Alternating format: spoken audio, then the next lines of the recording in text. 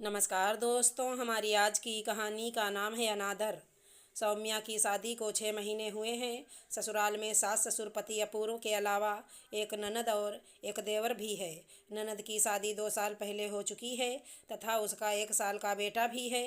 देवर अभी सीए की पढ़ाई कर रहा है। साथ ही दादी सास भी हैं, लेकिन वो गांव में छोटे बेटे के साथ रहती हैं। हाँ, शहर में कभी कभी आती हैं तो 1-2 महीने सौम्या के सास ससुर के साथ रहकर वापस चली जाती हैं। सौम्या का व्यक्तित्व अति साधारण है। कद भी छोटा है और वजन कुछ ज़्यादा है। नाक नक्श भी साधारण है, लेकिन बेहद संस्कारवान प्रवृत्ति की है। मधुर स्वभाव, मीठी बोली, सदा दूसरों के सहयोग को तत्पर, शांत प्रवृत्ति की धनी सौम्या से जब अपूर्व की एक शादी में मुलाकात हुई तो वो उससे बेहद प्रभावित हुआ। उसका बात करने का लहजा, उसके गुणों से उसके मन में सौम्या के प्रति आदर और प्यार उमड़ पड़ा। सौम्या की सहेली की शादी थी और दूल्हा अपूर्व का दोस्त था। अपूर्व ने देखा कि सौम्या बहुत बढ़ चढ़कर सारे कार्य कर रही है। उसके चेहरे पर एक मधुर मुस्कान हमेशा बनी रहती है। हर कार्य के लिए हर ओर उसके नाम की पुकार मची हुई है। अपूर्व के मन में अचानक विचार उठा, ऐसी समझदार, परिपक्व, सहयोगी, संस्कारवान पत्नी ही तो उसे भी चाहिए। अपने मन की बात उसने दोस्त से कह डाली और कुछ समय बाद ही अपूर्व की मम्मी निहारिका जी तथा डैडी सौम्या के घर गए। वे भी उनके घर के वातावरण, सबके व्यवहार से बहुत प्रभावित हुए और सौम्या को बहू के रूप में उन्होंने पसंद कर लिया। 6 महीने बाद एक शुभ मुहूर्त पर उन दोनों की शादी हो गई। शादी के वक्त लोगों की, रिश्तेदारों की कानाफूसी अपूर्व की मम्मी तक भी पहुंची। कैसी बहू लाए हैं। अपूर्व के सामने तो बिल्कुल ही गई बीती लगती है। हाइट भी कितनी कम है, मोटी भी है, चेहरे पर भी कोई आकर्षण नहीं। अपूर्व तो कितना आकर्षक व्यक्तित्व वाला है, जोड़ी जच ही नहीं रही। क्या लड़की वाले बहुत रईस हैं। मोटा दहेज दिया होगा शायद, क्या इसीलिए यह लड़की उन्हें पसंद आ गई। ज़्यादा पढ़ी लिखी भी नहीं है, स्नातक ही तो है। फिर पता नहीं ऐसी क्या मजबूरियां हैं जो ऐसी लड़की से शादी कर रहे हैं। निहारिका जी जानती थी ऐसी प्रतिक्रियाएं तो होने ही वाली हैं, इसलिए उसने उनकी तरफ ध्यान ही नहीं दिया। अपूर्व ने स्वयं उसे पसंद किया है और उन लोगों को भी सौम्या पसंद है, तो दूसरों के कुछ कहने से फर्क नहीं पड़ता। धीरे धीरे सौम्या ससुराल के माहौल में रंग गई। घर की जिम्मेदारियां भी उसने उठा ली और सास ससुर की खूब इज्जत आदर करती। देवर की भी हर संभव मदद करती। उसके छोटे मोटे काम जैसे कपड़े प्रेस करना, उसके कमरे की सफाई कर देना, वो खुशी खुशी कर देती। उसका हंसमुख चेहरा हमेशा सबको आकर्षित करता। मधुर बोली के साथ ही सबका ध्यान रखती, सहयोग देती। सभी उससे बहुत प्रसन्न थे। अगले साल अपूर्व के मामा के बेटे की शादी थी। उस समय उसके छोटे भाई की परीक्षा शुरू होने वाली थी, इसलिए सौम्या ने कहा अपूर्व और देवर जी को खाने पीने की भी परेशानी होगी और उसका परीक्षा का टाइम है, इसलिए शादी में मम्मी डैडी आप ही चले जाइए। निहारिका जी ने 2-4 बार कहा। वहाँ जाने से तुम्हारा सब रिश्तेदारों से मिलना मिलाना हो जाएगा, लेकिन सौम्या ने बड़ी शिष्टता और प्यार से शादी में जाने से इनकार कर दिया और कहा इस समय यहाँ मेरी ज़्यादा ज़रूरत है। सास ने मन ही मन सौम्या की समझदारी और बड़प्पन की प्रशंसा की। शादी में बहुत सारे मेहमान आए थे।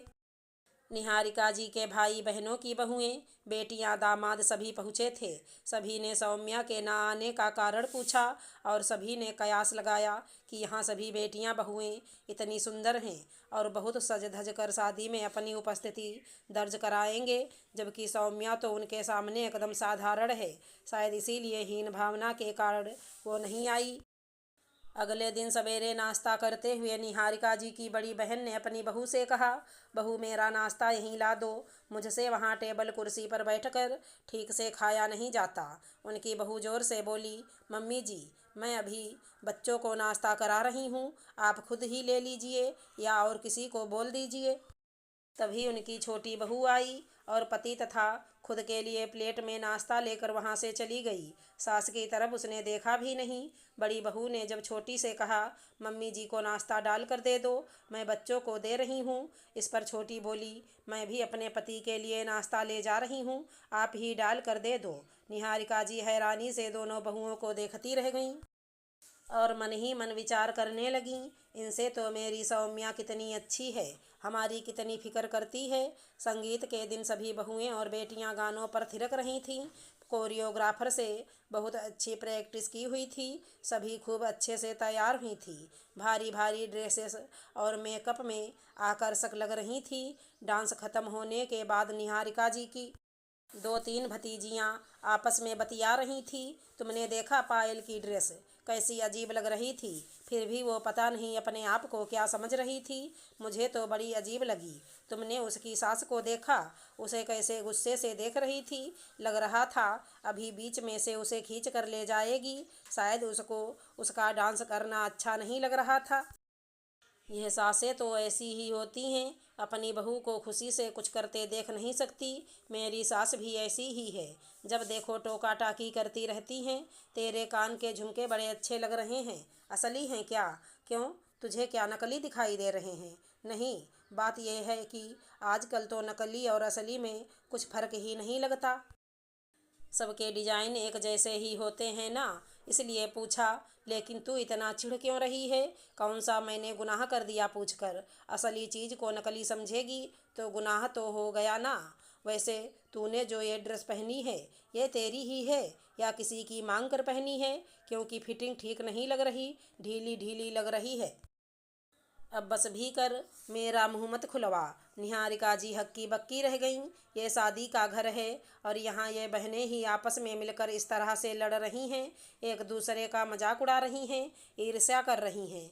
क्या यही इनके संस्कार हैं? अपनी सुंदरता, कपड़े, फैशन, आभूषण पर इन्हें इतना अभिमान है और अपने व्यवहार, आचरण, संस्कार के बारे में पता ही नहीं। इनसे तो मेरी बहू कई गुना अच्छी है।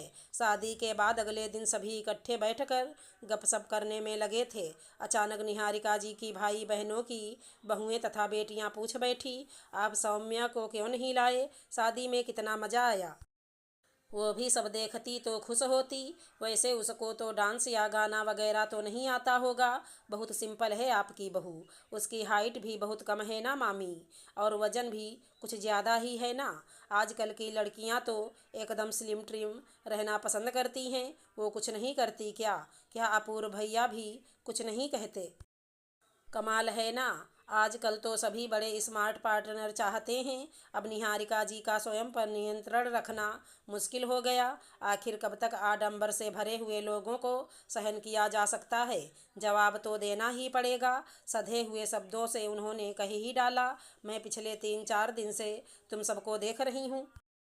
तुम सब स्वयं को बहुत सुंदर, आकर्षक और आधुनिक मानती हो, लेकिन तुम्हारा व्यवहार, आचरण, संस्कार सब मैंने देखे। किस तरह तुम अपने घर परिवार के बुजुर्गों के साथ बर्ताव करती हो, वो भी मैंने देख लिया। तुम सब तो उसके सामने कुछ भी नहीं हो। सबकी जुबान पर जैसे ताला लग गया हो। निहारिका जी के पति ने धीरे से उनका हाथ दबाया और धीरे से बोले, बहुत अच्छा किया। आडंबर से भरे लोगों को कभी कभी आईना दिखा ही देना चाहिए, जिससे उन्हें अपनी असलियत पता लग जाए। अब भविष्य में हमारी सौम्या के बारे में किसी की हिम्मत नहीं होगी उल्टा पुल्टा कहने की। सभी बहुएं, बेटियां और उनकी माएं चुपचाप उठकर वहां से चली गईं। किसी को कोई जवाब देते नहीं बना, क्योंकि अब वे खुद को कहीं न कहीं गलत मान रही थी। अगर हमारी कहानी पसंद आई हो तो चैनल को लाइक, शेयर, सब्सक्राइब करें। राधे राधे दोस्तों।